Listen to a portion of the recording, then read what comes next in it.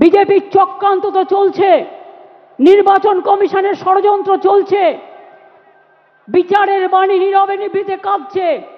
আগের বার বিদ্যাসাগরের মূর্তি ভেঙেছিল, আর এবার ইলেকশনের আগে এই দেখুন প্রথম সার্কুলার গভর্নমেন্ট অফ ইন্ডিয়ার।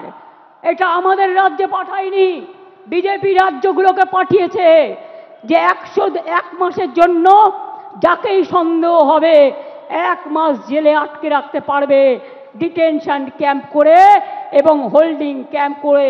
এটা হচ্ছে তার নোটিফিকেশন গভর্নমেন্ট অফ ইন্ডিয়া 2রা মে 25 তারিখে পাঠিয়েছিল, যার জন্য আজকে 1000-এর ওপর লোক, তাদের কাউকে বাংলাদেশে নিয়ে গেছে, কাউকে রাজস্থানের জেলে ঢোকানো হয়েছে, কাউকে উত্তরপ্রদেশে, কাউকে ছত্তিশগড়ে, কাউকে মধ্যপ্রদেশে, এমনকি উড়িষ্যা পর্যন্ত।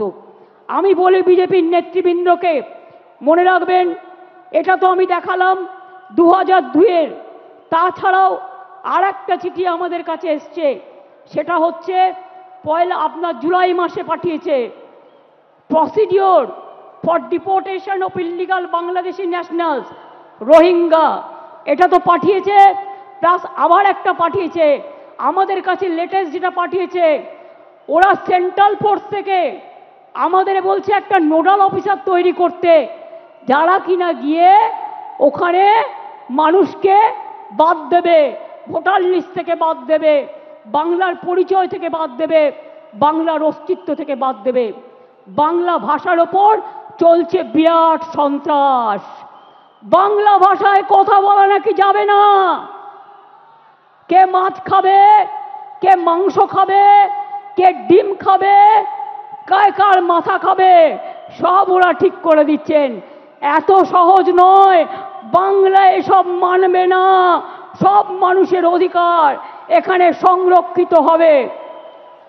মনে রাখবেন আমার কাছে পুরো লিস্ট আছে, আমি এখনো জানি না বাংলাদেশে কত লোককে ফেরত পাঠিয়েছেন।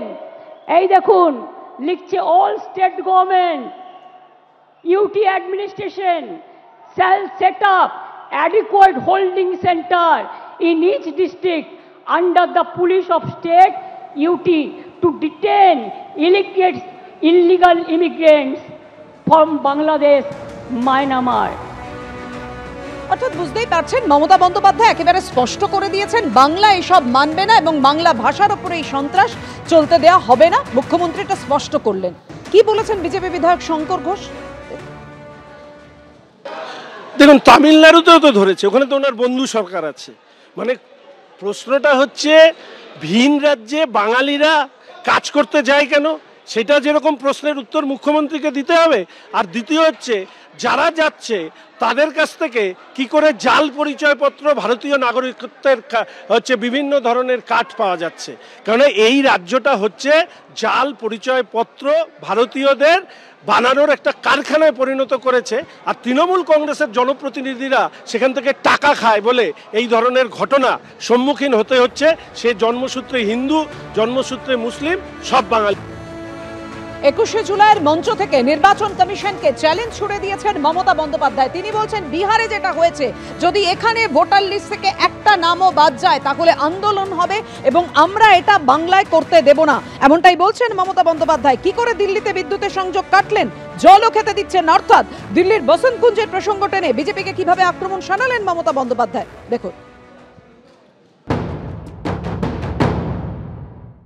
हम इलेक्शन कमीशन को चेयर को रेस्पेक्ट करते हैं, लेकिन जैसे बिहार में 40 लाखों का ज्यादा आदमी को नाम निकाल दिया और बंगाल में भी करने वाला है, अगर करेगा तो घेराव कर्मसूची करेंगे, पूरा घेराव होगा, पूरा आंदोलन होगा।